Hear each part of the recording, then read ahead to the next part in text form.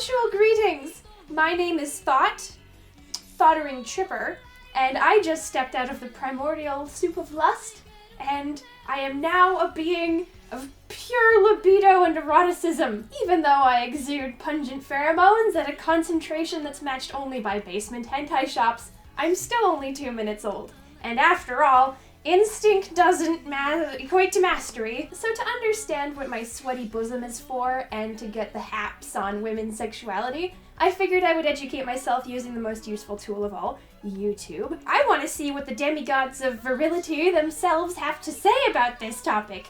And here they are, YouTube men's.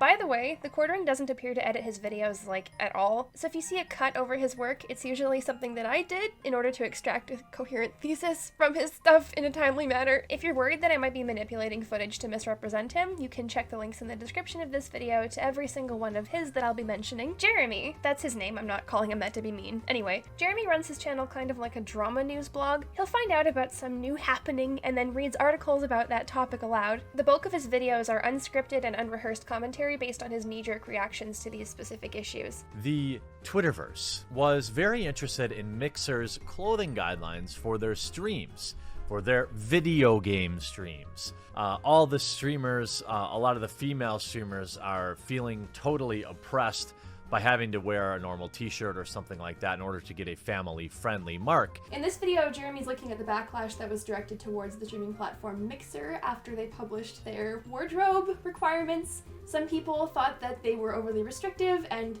kind of discriminated against women a little bit. For example, wearing a strapless shirt would require you to denote your stream as not family-friendly. It was actually pretty strict, I think. I think it's very specific. Okay, makes sense. Pretty strict, got it, okay. I think it's a little strict. It is pretty strict, but again, Mixer isn't saying you can't wear something more revealing. It's just saying that you have to denote your stream as such.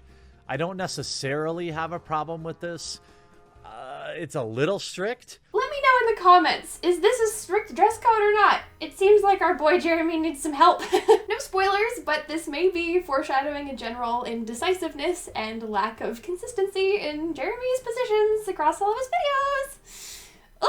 Okay, so what have we learned here? He respects the autonomy of corporations, and he kind of has a fatalistic attitude towards the things that they do that might not be that great. Like, they might discriminate against women, but ultimately, it's their decision to do that. They're a corporation, they can do what they want. You're welcome to not stream on Mixer. You just want to wear, a normal shirt, like a normal person, not, dressed like you're going to the club. If you want to watch women feeding their children, you can watch that on Twitch. Ask for change, and if Mixer changes that, that's up to them. Secondly, the problem doesn't actually relate or pertain to men's bodies. The issue is restricted to women. That's where the problem, if you call it that, is. The conversation, we'll call it that, has never been around what men are wearing on stream. The conversation has never been about men putting pasties on and painting their bodies. That was invigorating! I'm definitely feeling more rational in a sexy way, so I think we should check out another one of his videos. We know what they're doing to Final Fantasy VII. In just a little bit we've seen some obvious shrinkage of certain things going on. Rockin'. Okay, this one is about character design changes in the Final Fantasy VIII Remake. Jeremy, an activist at heart, explains why we need to stand up to these changes before they get out of hand. And I hope that if you do agree with me, you'll leave a like on the video and you'll leave a comment down below and you'll consider sharing this out there, because we need more people involved in pushing back against what Sony's doing to video games, what Microsoft's doing to video games, because it's a slow erosion of things over time. Death by 1,000 paper cuts. Essentially, each individual thing doesn't matter, but you fast forward 5 years and now they've changed 1,000 things, and what you knew is no longer the same, and everything's different. This is what we're seeing with Final Fantasy VIII. I get when you're a simpleton why you think this isn't a big deal. Yeah, microaggressions are bad. He said it first, I didn't. You can't call me an SJW, it's all him. This is something I wish that we could come together on. You know, when I was young, and I considered myself at that point very liberal in my beliefs, it was about fighting this type of thing, about sticking it to the man, about not endorsing censorship. When Jeremy was a little boy, we all used to stand together and unite against changes to pubic hair. And now we all just throw our hands up and sigh whenever companies want to set cleavage exposure limits. Now, I am raw sex appeal, as I'm sure you'll know if you've watched any of my other videos. So much so that my mating drive has granted me excellent inductive reasoning skills. That's science, go ask your endocrinologist. So based on Jeremy's stance towards the mixer debacle, I'm going to assume that he'll have a similarly laissez-faire attitude towards this change in the game that he's talking about. After all, we know that the problem surrounds women's cleavage, and there's something going on around cleavage covering here, so that's gotta be good, right? And then you have Renoa's original design, top down. A pixelated version, but obviously in the new one, brought everything up to change it. Aw, shoot. Okay, well, Square Enix is a company, and they can do what they want ultimately, right? You can play anything else from any other company. Screw you, PlayStation. Okay, 0 for 2. But we know that Jeremy called the clothing that Mixer was disallowing club attire, so I'm sure with this game... Why are you extending somebody's shirt a little bit up? It's no different than anybody would see at the mall. It's no different than anything anyone would see walking in the street any day of the week during the summer months, anyway. Okay, well, let's try this again. What can we learn from Jeremy about women's sexuality and how it's measured in society? Well, small infractions add up, and you're not overreacting to cleavage being covered, and censorship is bad when it's done to video game boobs and poobs, but when it's done to real boobs and pubes, it's not an issue. Renoa's cleave here is something that you might see at a mall, whereas strapless shirts are club attire. Oh, this is harder than I thought!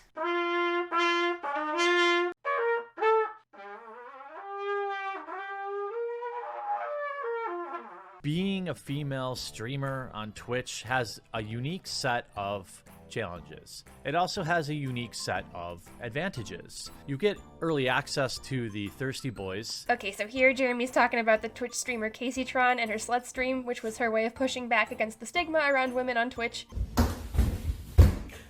Jeremy is somewhat sympathetic, noting that if you're what he refers to as a legitimate streamer, it's difficult to be taken seriously. I don't know why. It's hard to imagine that, you know, wearing low-cut tops and all that kind of stuff is a problem, but it is. I mean, I understand. Like, legitimately, I do.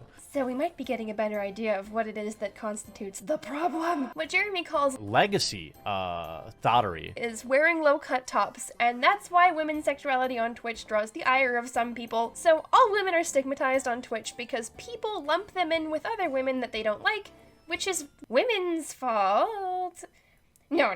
I guess the argument here is, I don't know, she was asking for it kind of thing. I don't think anybody honestly believes that. I think the stigma that is attached to this as a female streamer is unfortunate. But if you want to blame anyone, you blame those who take it too far, those who are true e-girls. You know, stop holding them up on a pedestal. You know, why is Alinity getting sponsorship deals and, you know, Pokimane? Stay with me on this one. Nobody believes women are asking for it, but if you want to blame anybody for the stigma that all women have to deal with, you should blame e-girls. Or the people who pay them, the Thirsty Boys. Or actually the sponsors. The sponsors are the real people who are at fault here. None of these people are asking for it except for the e-girls. Maybe we need to review just one more time. Low-cut tops are malware or free expression when Renoa wears them. When CaseyTron wears them, she's contributing to the problem and making it harder for women on Twitch to be taken seriously and to not be sexually harassed. Get that into your heads, you hymen hunting harpies! The thought police are out. To be upfront about my opinion of the Bob streamers, I really don't care. Or there isn't supply if there isn't demand. Is this good for the integrity of a video game streaming site? No, it isn't. Can we stop giving them money, please? Can we stop tuning in?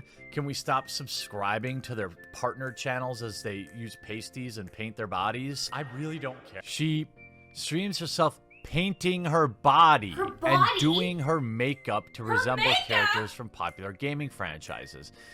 Painting your body, Body? if you are not giving them money, they will not continue to push the line. However, body painting is not, I mean, that's as close as, I mean, you're literally, I mean, most of these girls will have like pasties on. I mean, you have to be 18 years old to see that in real life, and you're streaming it on Twitch. Okay, I think I've got it this time. Men paying for the work that th0tS do is why th0tS exist. Whereas before, th0tS were a kind of auto-metastasizing phenomenon born out of immorality or like shady practices. There, the problem was organic, and over here, the problem is propagated by dudes. In this piece, Jeremy reads over an article that's covering the way that sex games targeted at straight dudes are selling really well on Steam. Now, the interesting thing about this article, I thought, is that it reads kind of like some vague moral panic. When I saw this headline, my initial response was, so? I get when you're a simpleton why you think this isn't a big deal. And for being so progressive, it seems bizarre to have a problem with this. The highlight of this video for me is the point that Jeremy jokes about streaming a playthrough of one of these sex games on DLive. I'm definitely more interested in the love made or the custom order made. That sounds fun. Like this video and leave a comment down below if you want me to stream this game tomorrow, or maybe even tonight. So in short, the extreme popularity of raunchy, sexy booby content on Steam isn't a big deal. Talking about it is doing a moral panic, whereas streaming platforms that are a teensy-weensy bit overzealous in their dress codes are not doing a moral panic. Best of all, smart boy Jeremy can stream all the sex games he wants on DLive, it's not th0tery, and it does nothing to drag down the repute of the platform, whereas when women have their boobs out on a stream, they're making things harder for all women on Twitch, and they're making a problem. Jeremy, like many others, was very concerned about these specific stylistic decisions to how the women fighters looked in the game. This is to appease pro-clutching games journalists that want everyone to be ugly just like they are, I assume. Thankfully, I'm super hot, and I'm also not a games journalist, so I am the most objective critic in the world now. In response to the claim that these design choices were more true to what women would actually wear in combat, Jeremy says the devs are lying because women in MMA wear sports bras and Spanx. In this case, and with the Dead or Alive case, we see pointed decisions to cover up women in the game. And I'm going to share their character lead designs reasoning for it, and then totally blow it out of the water. So his new idea is to cover the women up. Okay, good. Nice. The th0t police are out. Our design is getting more mature and respectful. Okay, fine. You're not going to wear a bikini to a fight. You're not going to be showing so much skin. Well, that's factually inaccurate.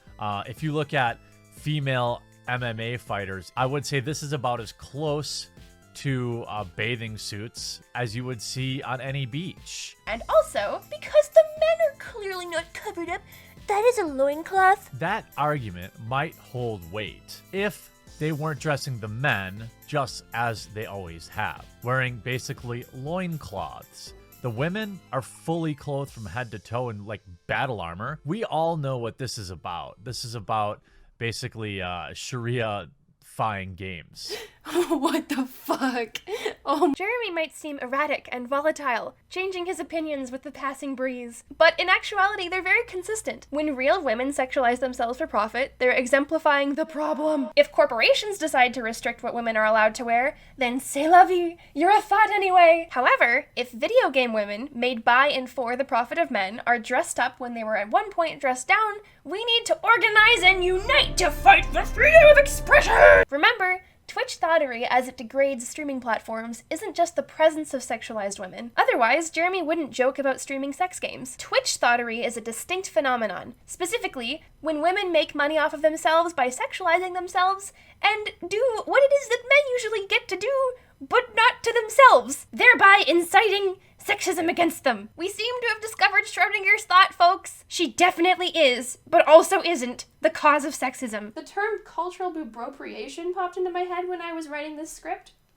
And it's absolutely the most scholastic and intellectual thing I've ever said in my life. Cultural boobropriation is the phenomenon where dude bros cry about women showing feet but applaud other men for exploiting hypersexualized representations of women for profit. Add it to your SJW dictionaries, bitches, it's canon. I'm gonna throw Jeremy a bone here. He's not the first or only person to say this stuff about the boobs of Mortal Kombat. There's this guy, Rageaholic. You know what? I think video game franchises ripe for re-exploitation at the hands of Vladimir Lenin and the 9th Problem Glasses Brigade. I know the first name that leaps to my mind is Mortal fucking Kombat. His shtick is that he's angry and he swears a lot, which is comedy. Wait a minute, haven't I seen this somewhere before?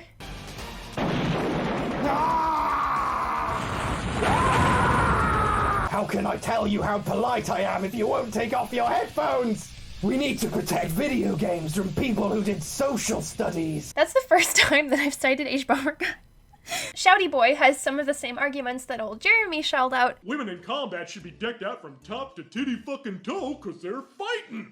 Guess he didn't ask Sonya Blade's voice actor Ronda Rousey how little clothing UFC bitches wear, and in one outfit, Baraka's balls are covered by a Conan fucking loincloth. And for all Ed Boon's bullshitting about a bikini ban, what, my friends, is a loincloth, if not a male butt-fucking bikini? I have a few things to say about this. The first is that women's MMA uniforms are obviously not sexualized, and they're very different from the old Mortal Kombat costumes in that respect. At one point, Jeremy lets out an exclamation because he realizes a titty bikini picture has found its way into his Google search to prove how scantily clad MMA fighters are. Zoinks. So it's clear to me that Jeremy does realize there is a difference between just dressing down and dressing to titillate. Ironically, I actually agree with Jeremy a little bit here. I don't think the developers were actually very concerned with desexualizing their female characters because they're still wearing high heels. Sometimes I wonder if there isn't a significant portion of the straight men population who thinks that women's feet are just shaped that way.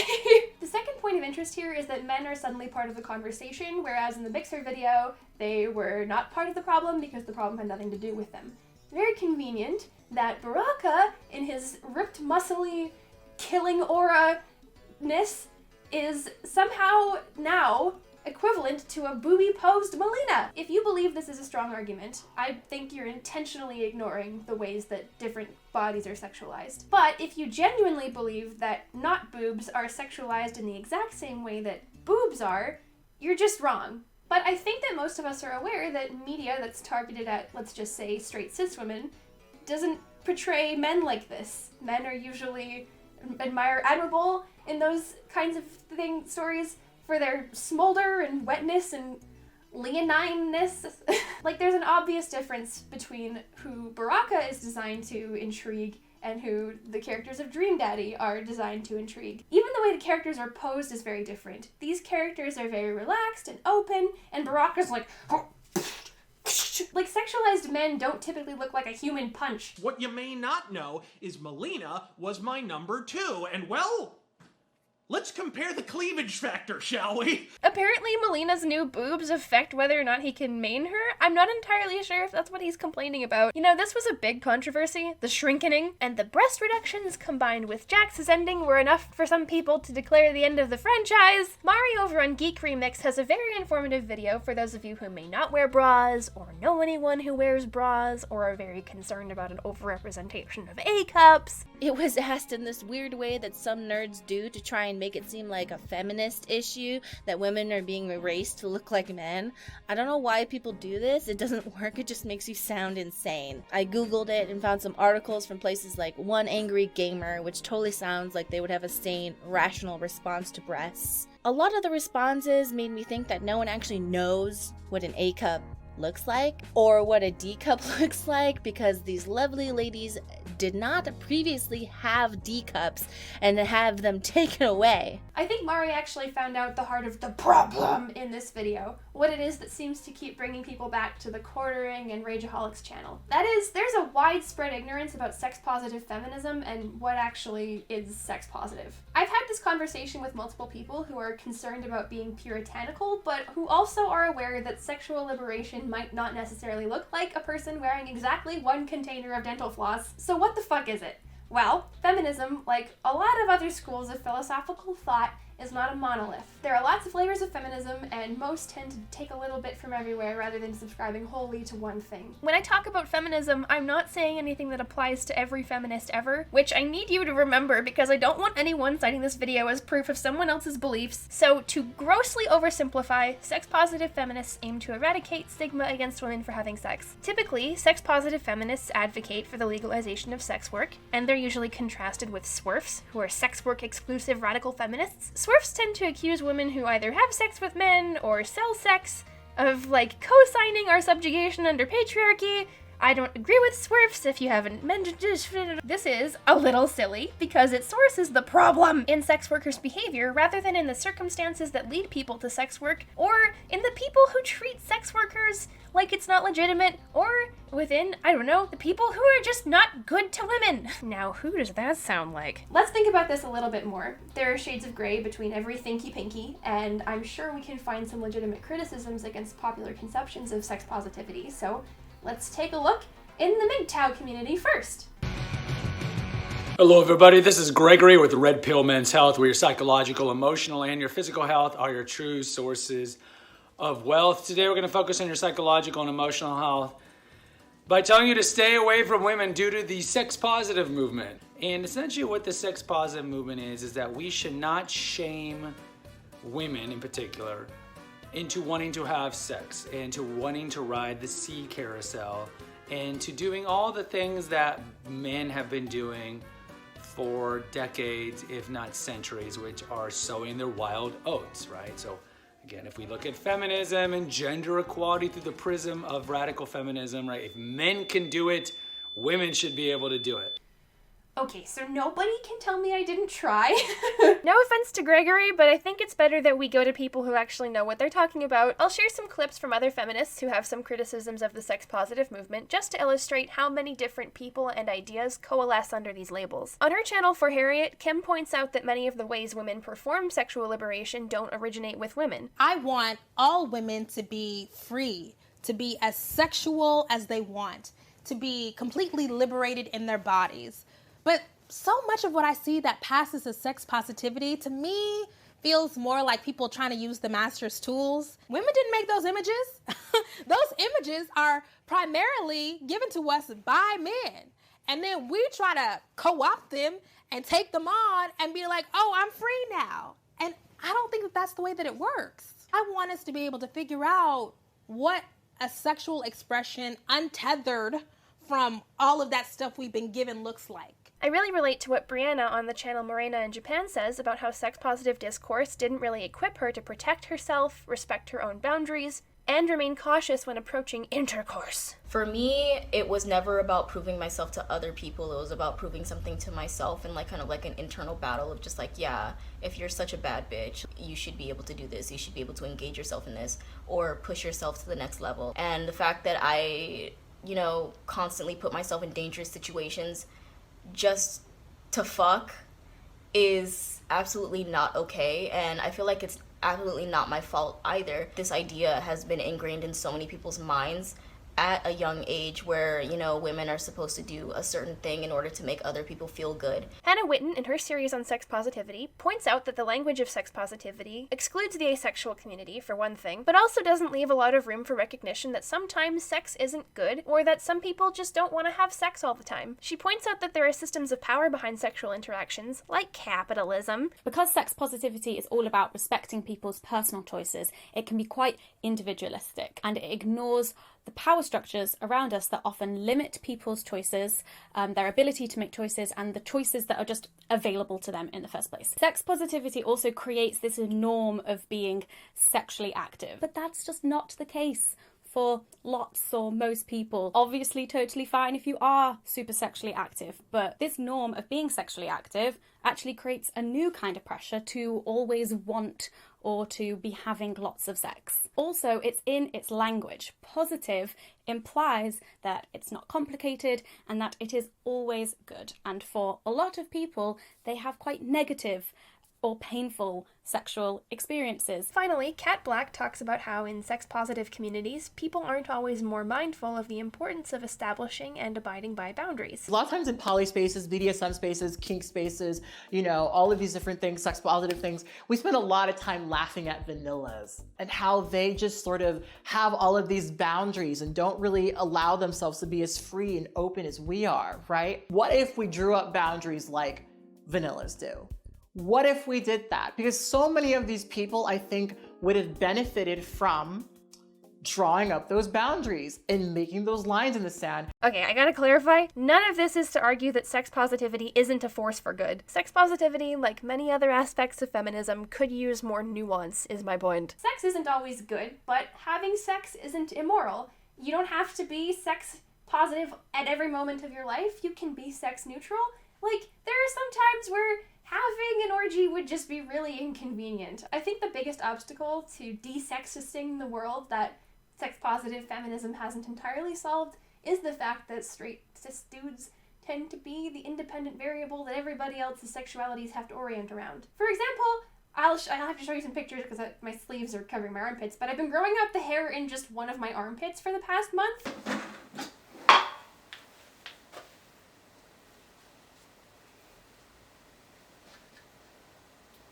I am still clearly a sexy beast. But what's considered sexy for women doesn't usually include a single shaven pit. Looking at this footage of my armpits doesn't necessarily make me think about being aroused. It makes me think that I might have just compromised my armpit privacy to an internet full of weirdos. Let's refocus the conversation here, though. We tend to get wrapped up in the specific clothes that women are wearing as if these things carry inherent meaning. I don't really measure sex positivity by what women wear, though. I make my evaluations based on who is telling us that we can or can't wear it.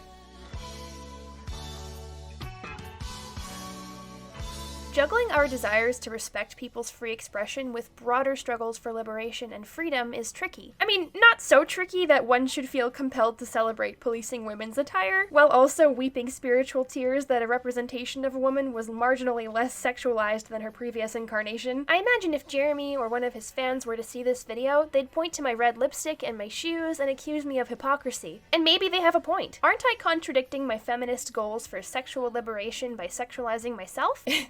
If you can call what I've done here sexualization. Well, I don't think so. It's not realistic or fair to ask that a single person transcend their environment and live like a mini revolution in a human suit just because they suggest that things could be better than they are. Like, try to imagine right now what a woman who's sexualizing herself looks like, but leave out any and all details that we currently associate with sexy women. Think of a look that's entirely new. It's hard, right? You know what? I also tried to do this once before, dressing like a normal person, and the majority of the responses I got in my comments were focusing on my appearance, suggesting that I was speaking from jealousy, and I'm aware that there's not a lot that a person who looks like a 14-year-old whose favorite part of the week is her Wednesday afternoon trip to LensCrafters can really do to gain credibility with most people anyway. There's no outfit that would satisfy everybody and focus you all on the words that I'm saying. As a woman, this is what it's always going to boil down to. My appearance will always be invoked as proof against the validity of my arguments. Nobody can really know what pure sexual liberation is going to look like. Changes to things that are as deeply ingrained as cultural ideas of sexuality tend to come incrementally, and we can only really notice them in retrospect. That doesn't mean that we're stuck choosing between stifling sexuality like Victorians or doing whatever it is that we're doing right now. With a little inventiveness and imagination, we can experiment and think of a bright new future where things are different but better. And we get there by talking about what works and what doesn't work in the here and now and making small adjustments without punishing the people who are most affected. We are the dreamers of dreams, to quote Willy Wonka. If we have conversations that provide more scope for the imagination, to quote Anne of Green Gables, I read books. If we can be imaginative, we can start to work towards things that are better than the shit that we live in now. You don't need to settle for one pair of panties when you can have the whole closet. Debate me! What about? Debate you about what? Feminism? What about feminism? That's really broad. Why do you need to debate me anyway? How did you even get in here? Jared, you coward. Who's Jared? Who are you? Why would I debate you? You have so much to gain from this discussion. Don't you want to expand your worldview? I just spent 2 months watching videos from a person who I vehemently disagree with, like on loop. Why do you think that I need to expose myself to, like, opposing worldviews? You know I do this, like, kind of regularly on my channel, right? Like, did you watch any of my videos?